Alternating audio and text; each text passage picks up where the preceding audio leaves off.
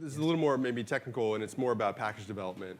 This is probably the only talk, or this is the talk I've given it at any R-related conference that has the least amount of code in it. So it's kind of a funny thing. So this is mostly about what we do in the development process and for release of our Caret package to CRAN. And the title, you know, is based on the Who song. And it's mostly, it's not like I'm not grinding an axe here, but you know, a lot of what we do is a lot of times in response to what the comments are from the CRAN maintainers. And so there have been conversations with them that have majorly driven where we've gone development-wise. And so that's the nature of the title. Anyway, so maybe talk just for a second about what this package is and what it does and maybe why I'm talking about it. The good and bad about R is there are a ton of great modeling packages there, but, and they're written by a bunch of different people with really diverse backgrounds and expectations and experiences in R. And so we have just a wealth of predictive models. But the problem is they're written by a bunch of different people with different experiences and different expectations. And sometimes you get very, very different interfaces and exposures to syntax. And so a good example of that is when you're fitting models in R, there's a bunch of different ways to actually syntactically do that. There's what we call the formula interface versus a non-formula interface.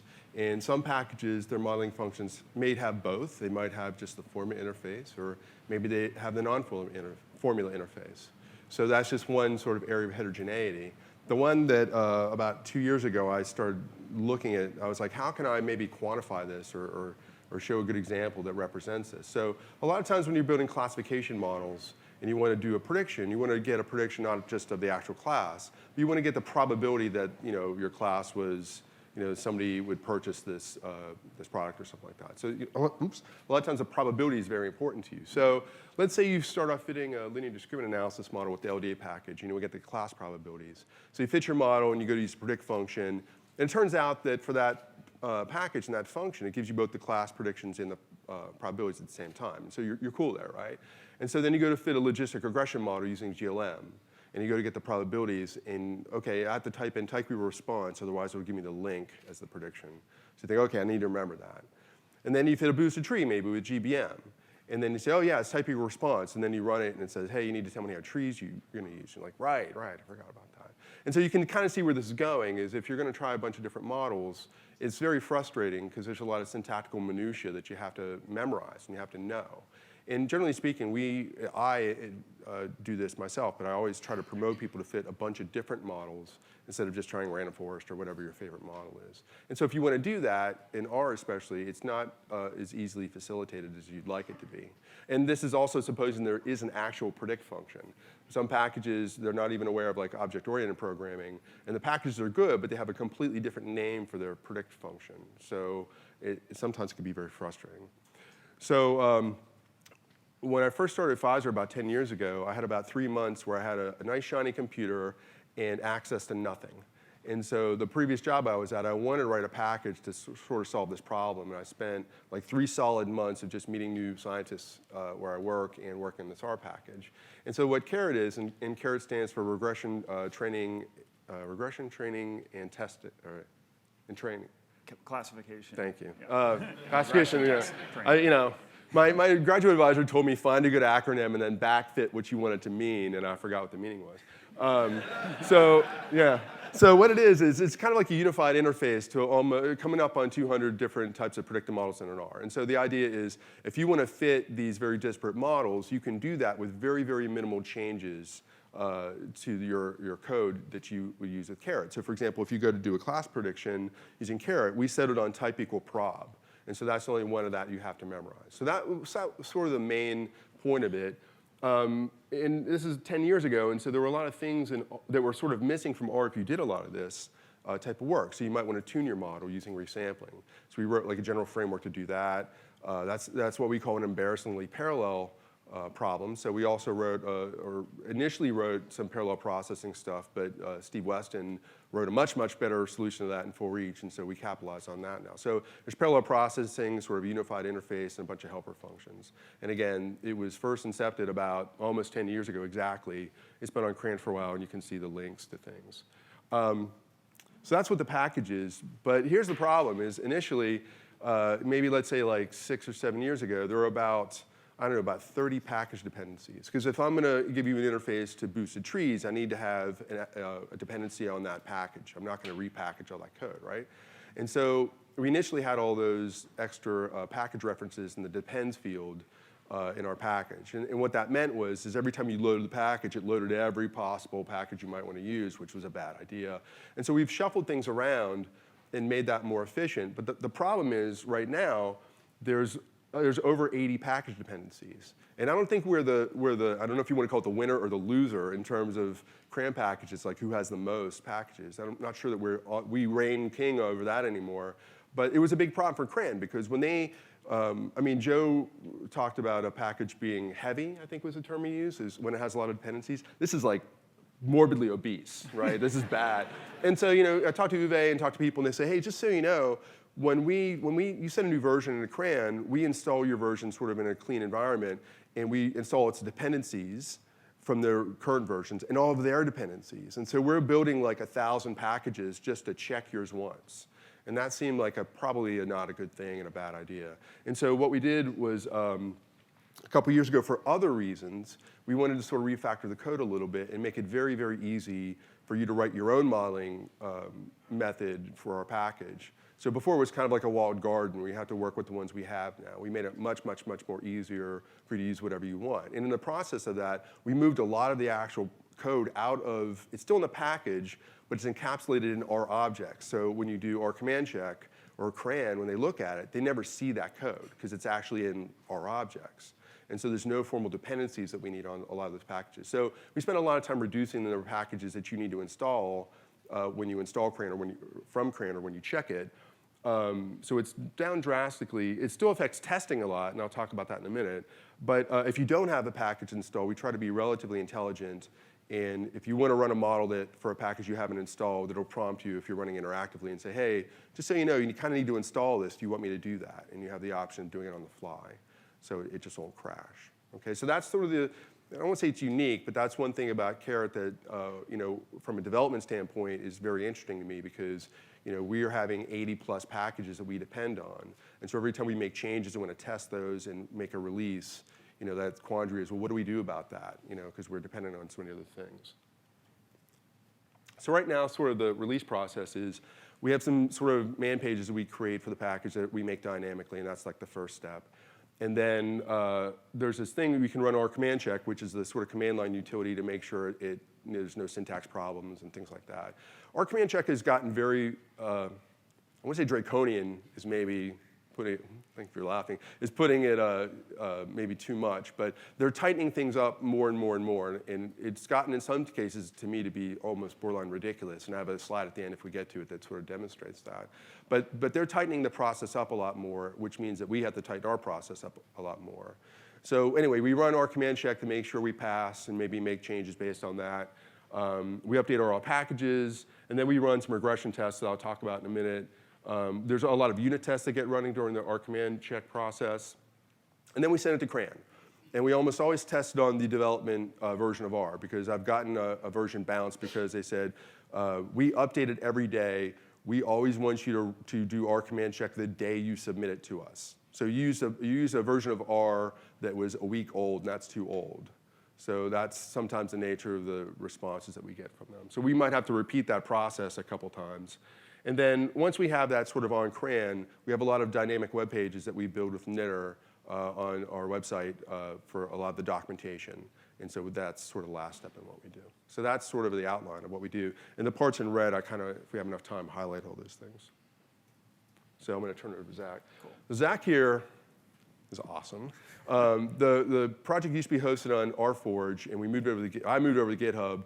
And he was like, hey, there's all this stuff on GitHub that you're not, he didn't say it, like, you're not doing. But really, the sophistication of how we check and how we do a lot of the development right now is all due to him. So it's great. Thanks, Max. So I'm going to talk a little bit about the kind of like toolbox we use for developing the Caret package right now. And so the first thing is an RStudio project. We've all heard a lot about RStudio projects the last couple of days. They're really, really useful, especially when you're collaborating among several different people and want to keep kind of package code standards and directories and all that stuff consistent so things work the same on everyone's computer. Next, we use the Devtools package, which automates a lot of like boring package development stuff. It's another one of Hadley's package. It's sort of like what Hadley does for everything, makes it a lot less boring, gets rid of all the tedium, and makes it kind of elegant and beautiful to work with. And Devtools does that for package development. Next, there's TestStat, which is for automated unit testing. And then we're also starting to use Roxygen 2, which is for basically writing self-documenting code or documenting your code in your source files rather than in separate RD files, which is a really powerful package we're starting to use for some of the newer functions in Caret. And then finally, we've got GitHub for source control because, as we all know, all the cool kids are on GitHub. It's really the place for package development right now. So first of all, Devtools is your bread and butter for package development. It's essential. And some of the really useful functions of Devtools are, first of all, the install function. So the install function will take the local package that you're working on, let's say you've modified some code, and will install it in your R library. So you can go run, say, other scripts you've got on your machines and just load the new version of the package and check that it works with other stuff that you've got running. Secondly is Devtools check, which is probably the single most useful function in the package. The package is worth it just for Devtools check because it's a single line of code that builds all of your documentation, runs your unit tests, builds the package tarball, and then runs R command check on that tarball. So literally every time you change a single line of code, you can say, yep, that line of code will pass R command check and would probably be accepted by CRAN. And then continuing on with another single line of code, you can run Devtools release, which will upload that package to CRAN, and you're literally done with your package release process. You've got to send an email to CRAN taking credit for it, but it's 2 lines of code for a package release. It really, really simplifies the process of getting a package up on CRAN. Another very useful function is more for package distribution than development. The install GitHub function was mentioned in the last presentation, but it's really great if you've got a package that either isn't ready for CRAN or isn't appropriate for CRAN, or maybe you're just scared of CRAN. You can put your package on GitHub and distribute that package. And one particular use case that's really nice for that is if you have a private GitHub repo, say within your organization, install GitHub can work with authentication tokens for private repositories. And so you can distribute code within an organization without making it public. And your end users can just install GitHub the package and then library the package like they would any other R package. It's really, really, really powerful. And then finally, there's Devtools use Travis, which you really only have to run once. But it sets up your unit testing framework and hooks it into Travis CI for automated unit testing. So there's basically 2 kinds of testing that we do for the Caret package. So first of all are unit tests that we run using TestStat and Travis CI. These run automatically for every single GitHub commit that happens. Next, we have regression tests that Max runs manually, usually about once a release. And these take much longer and kind of test the package much more in depth. So the automated testing we do by TestStat. Basically, unit tests prevent new functionality from breaking old code. They're really, really essential for any kind of software development you do. If you're making an R package and it doesn't have unit tests, you're doing it wrong. Every single function you write needs to have at least one associated test that just literally makes sure that the function works correctly. And so if you've got like examples in the help files you're writing for your functions, that's kind of very easy to take an example and turn it into a unit test, and you should totally do that. And the nice thing about TestStat is you can specify tests that get skipped on CRAN. So CRAN gives you about a 1-minute window for unit testing. Travis CI gives you about an hour. So in those 59 minutes in between, you can specify a lot of tests that get a little bit more towards regression testing that take longer and test your functionality deeper. But you can skip them on CRAN so that the CRAN maintainers are happy and you're not using all of their compute resources. And so as time goes on, basically each new function we write, we're trying to write unit tests for, and then we're trying to go back and write unit tests for older functions too. So the complete kind of framework we use for package development is GitHub plus Travis plus a third thing called coveralls. So Travis gives us automated test failure reporting and also automated CRAN error and warning failure reporting. Coveralls reports code coverage. It'll tell you what % of your package is covered by unit tests. So right now for Caret, that's about 3%. So we've got this big project working on right now to get that up to more like 90% would be a really happy place to have that number. 90% of the code in Caret is tested every time a commit is made to the package. And those two, Travis and Coveralls, are really cool because they both automatically comment on the pull request. So when a contributor sends you code via a pull request, the first thing that happens is Travis will tell them, your code failed unit test. You need to go back and fix some bugs. Then it'll tell them, your code failed our command check. You need to go back and fix even more bugs. And then finally, Coveralls will tell them, by the way, you didn't write unit tests. You need to write unit tests for your code as well. And that's actually really nice because it removes the human from the feedback equation. And so it lets collaborators iterate a few times pretty quickly to get the code up to the standards that CRAN would require for a package submission. And the awesome thing about that is that means you don't have to start reviewing the code until you know it would pass a CRAN submission. And that's really awesome because then you can spend your time, instead of chasing down bugs with a collaborator, focusing on the more interesting things like algorithms and logic and those kind of things. GitHub supports line-by-line comment, and you can have very interesting conversations about code. And there's usually several more iterations of this process. So in terms of regression testing, so I mean regression from more the computer science testing standpoint, not like the statistical regression. So basically regression tests are really useful when you want to make sure that you're reproducing the same numeric results over time. And so what we might do, well, what we do is for every model that we have in the package, there's anywhere from about 6 to about 20 separate runs of that model that we do under various configurations and circumstances. We use simulated data. So let's say a month ago, I start running these tests, and they generate models where, let's say, you run a GlimNet model, and you get your resampling profile of, let's say, accuracy over the tuning parameters. And we catalog that. And then we make a bunch of changes. We get ready to do a release. We reinstall GlimNet, everything to the current versions, and then rerun these tests again. And then everything's simulated, and all the seeds are set. So what we can do is we can make sure that we get hopefully the same resampling profile that we got previously. Now, what will happen sometimes is somebody will change the interface to their individual package, and that'll either break code that we wouldn't see in the unit test necessarily. And unit tests aren't really designed to see that because it's somebody else's code. But the regression tests tend to, and almost always do, pick up those types of problems. So regression test lets us test consistency within our package over time, but it also is like a final check to make sure that if you install the Earth package today and go to use the Caret release that is today, that we make sure that the functionality that they may have changed does not give you not only different results, make sure the syntax is still appropriate.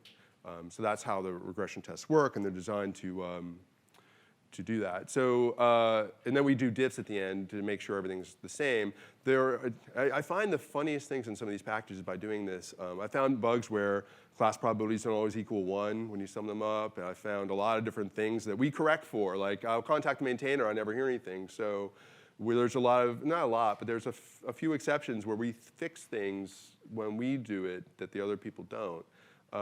And so what happens sometimes is you have some model functions that use random numbers in the process of fitting the model, but there's no way to set the seed for those random numbers in R. And so sometimes we know there are always going to be differences, so we correlate them. We basically say, our resampling results, for example, might be, or predictions might be different than the last time we ran it, but the correlation's, 0.85. And those are ones we have to sort of manually inspect to say, okay, they're different, but they seem to be doing the same thing. And we know where the problem children are at this point, and ones we feel confident about. So when I run the regression tests, there's around 180 of them. They take various amounts of time for the models.